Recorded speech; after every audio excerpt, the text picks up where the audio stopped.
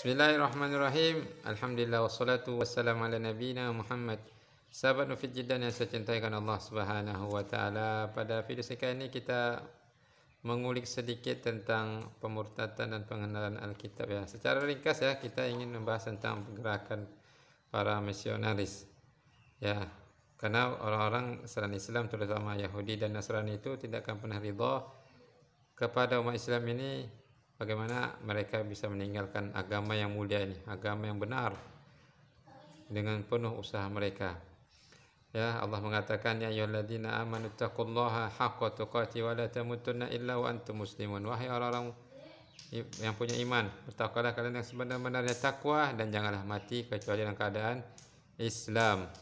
Allah telah mengatakan dalam Al-Qur'an juga teman-teman ya, bagaimana usaha mereka itu untuk memurtadkan kaum muslimin, terutama yang tinggal di daerah minoritas ya. Allah mengatakan walan tardha ankal yahudu walan nasara hatta tattabi'a millatahum. Maka orang-orang Yahudi dan Nasrani itu tidak akan pernah ridho sampai kalian meninggalkan agama kalian, mengikuti agama mereka. Wa ya'dzubillah. Bahasanya Allah mengatakan inna dina indallahi al-Islam, agama yang benar itu hanyalah Islam. Maka jangan sampai kita meninggalkan Islam hanya dikarenakan mengikuti keinginan mereka, mengikuti hawa nafsu kita. Wa'iyadzubillah. Oleh karena itu teman-teman, marilah kita terus mengingatkan diri kita, keluarga kita, kaum muslimin untuk selalu menjaga akidahnya agar jangan sampai tergadaikan, karena akidah tauhid itu adalah ibadah yang bersifat 24 jam. Ya, para ahli kitab ini teman-teman, mereka mengetahui bahasanya agama Islam ini adalah agama yang benar.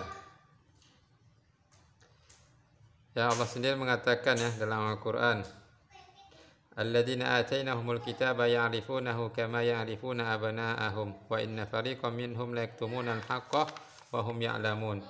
Bahwasanya para ahli kitab Yahudi dan Nasrani itu mengetahui tentang Nabi Muhammad ya, seperti mereka mengetahui anak-anak mereka sendiri.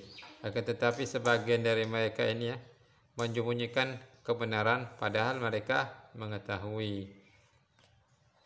Walaupun kitab mereka itu banyak telah dirubah ya, tapi mereka mengetahui bahwasanya akan ada nabi setelah Nabi Muhammad, setelah Nabi Isa alaihissalam, yaitu Nabi Muhammad penutup para nabi ya. Nabi Muhammad adalah penutup para nabi. Ya, Allah mengatakan afatatma'una ay yu'minu lakum wa qad kana fariqam minhum yasma'una kalamallah thumma yuharrifunahu min ba'di ma qaluhu wa hum ya'lamun.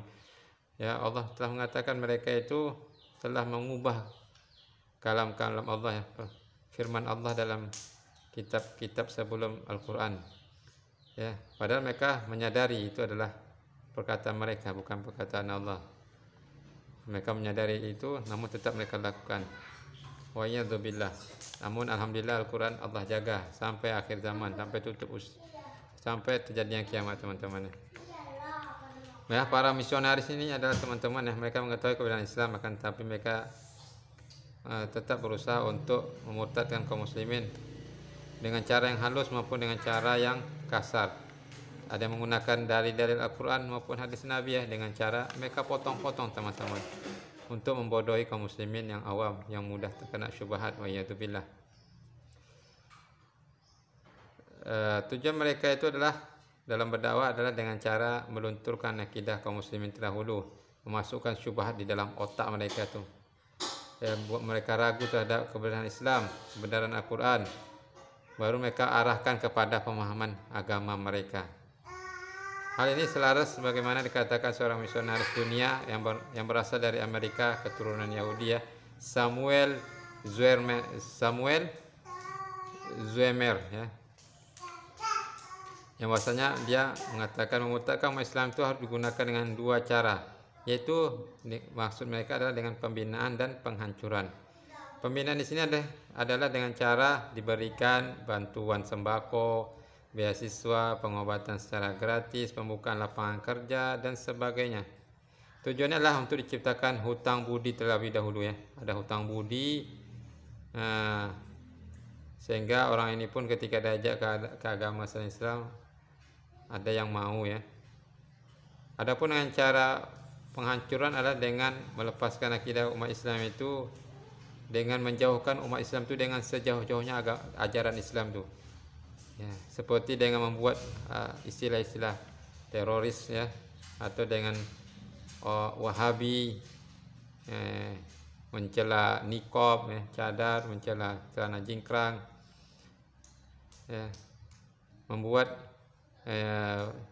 orang-orang berpandangan negatif tentang para ulama, walaupun memang ada yang salah, akan tetapi para ulama itu kebanyakan adalah di atas yang benar.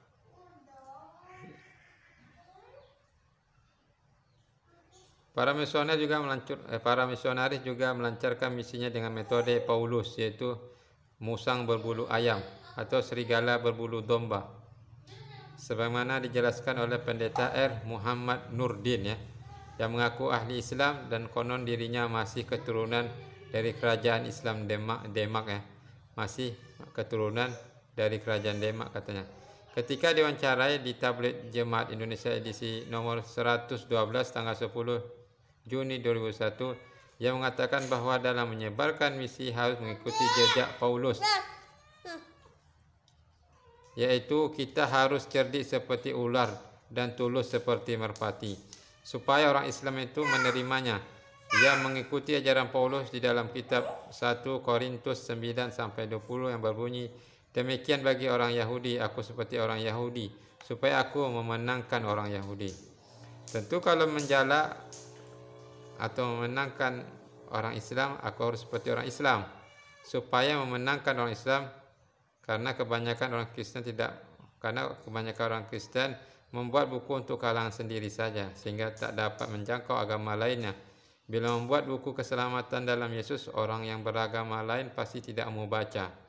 Maka saya tulis buku keselamatan dalam Islam ya, dia buat syubhat ya, buku keselamatan dalam Islam, supaya mereka dapat mengetahui Injil melalui buku-buku saya. Sebagian isinya menggunakan bahasa Arab ya. Mereka gunakan bahasa Arab untuk mengelabui orang awam. Bahwa dalam konteks penginjilan, kalangan mereka mengubah pola dengan menggunakan pendekatan yang Islami, antara lain penerbitan buku-buku berjudul Islam, tetapi isinya justru menjungkir balikkan ajaran Islam. Ya. Seperti buku ayat-ayat penting dalam Al-Quran, Selamat Natal menurut Al-Quran, Rahasia Allah yang paling besar, dan lain-lain ya. Judulnya itu seperti ajaran Islam, tapi hakikatnya di dalam itu membenarkan teman-teman, membenarkan ajaran Kristen.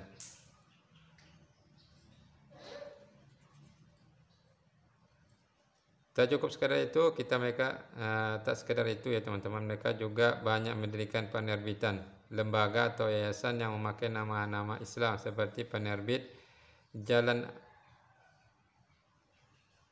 Ar-Rahmat, kemudian Suara Al-Alim, Yayasan Nur Kalimatullah, Yanuka, Yayasan Amal Soleh di Surabaya, Majlis Nuzulul Kalimatul Hayat Al-Amin di Kediri, Yayasan Aulia di Jakarta Utara.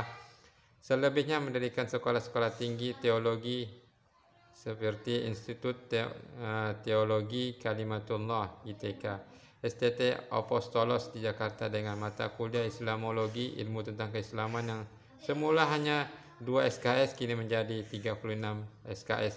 Mereka mempersiapkan tenaga-tenaga yang siap berdialog dengan dunia Islam, kaum muslimin. Oleh karena itu teman-teman kaum muslimin, untuk jangan lengah. Bagaimana upaya mereka itu tidak akan pernah sirna, walaupun secara kasat mata tidak nampak teman-teman. Tetap kita berusaha mendakwakan kaum muslimin untuk menjaga akidah mereka agar jangan sampai meninggalkan keadaan Islam. Apapun dosa itu teman-teman ya, kaum muslimin, mau dia dosanya sebanyak apapun, selagi tidak melakukan kesyirikan, kekufuran ya, maka dia masih ada kemungkinan untuk masuk surga. Karena hukum asalnya muslim itu pasti masuk surga ya, selama dia tidak menjadi muslim yang munafik, yang maksud sini adalah mengaku muslim tapi dia membenci ajaran Islam, menyerang ajaran Islam. Ini tidak termasuk muslim ya, walaupun kita tetap menghukum secara zahir mereka adalah muslim. tidak melakukan kekufuran ya, mengingkari ajaran Islam terang-terangan ya. Kemudian tidak melakukan kesyirikan, beribadah kepada selain Allah, berdoa kepada selain Allah. Lagi tidak melakukan 3 jenis dosa besar ini, maka masih ada kemungkinan dia masuk surga dengan izin Allah tentunya teman-teman. Tetapi kita tidak boleh mencukupkan diri dengan apa yang kita lakukan saat ini.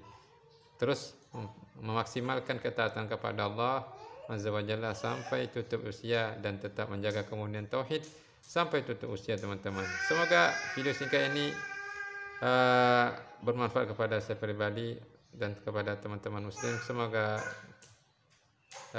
mencerahkan ya. Kita lanjut pada video berikutnya. Wassalamualaikum warahmatullahi wabarakatuh.